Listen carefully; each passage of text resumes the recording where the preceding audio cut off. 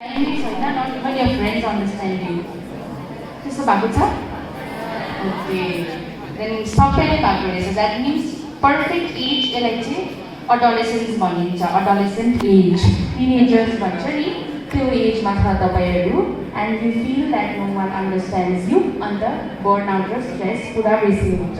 So सबैलाई भएको रहेछ यहाँनिर. Good answer.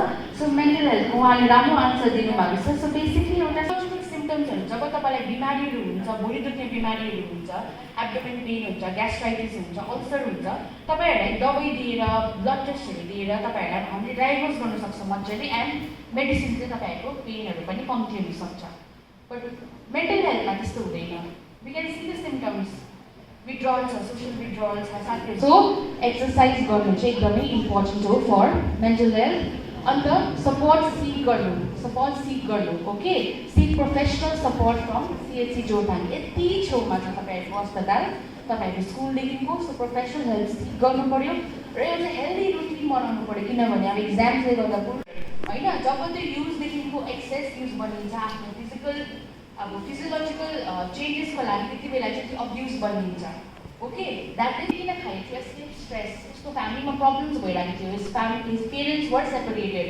सो त्यसको बादमा उसलाई स्ट्रेस भयो and there was no support, no coping mechanism, nothing. त्यही कारण स्ट्रेसलाई एस्केप गर्नुको लागि, त्यहीबाट भाग्नुको लागि उसले सेवन गर्नु थाल्यो लागु पदार्थहरूको. अब साइकोट्रोपिकल सब्सटेन्सेसहरू जस्तै ड्रग्सहरू हुन्छ नि, त्यो चाहिँ जब तपाईँको ब्रेनमा असर गर्छ तपाईँको डेभलपमेन्ट प्रोसेसमा प्रब्लम हुन्छ.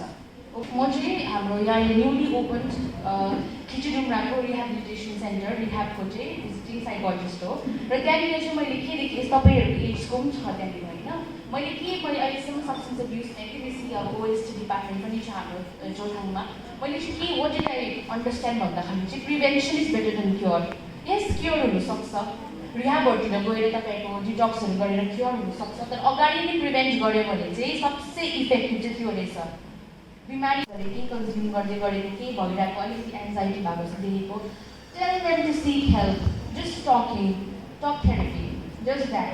त्यहाँ केही दबाईहरू दिनु छ, केही स्लिपिङ केही प्रब्लमहरू छ, एन्जाइटीको दबाईहरू दिनु छ भने त्यो त हाम्रो काम हो नि त to refer to the psychiatrist. तर मेन चाहिँ तपाईँहरूले हेल्प माग्नु सक्नुपर्छ. अब म एकजना जो तपाईँहरू पुरा इन्टेलिजेन्ट हुनुहुन्छ, तपाईँहरू नै आफै अगाडि आएर चाहिँ तपाईँहरूले नै हेल्प माग्नु भने मात्रै we can provide help as medical professionals. नभए हामीले सकिँदैन.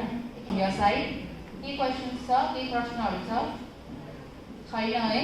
सो कसैलाई पनि अलिकति भए पनि मोटिभेसन आएको छ to talk about your problem, please come to my clinic. It's room number 4 in the old hospital building.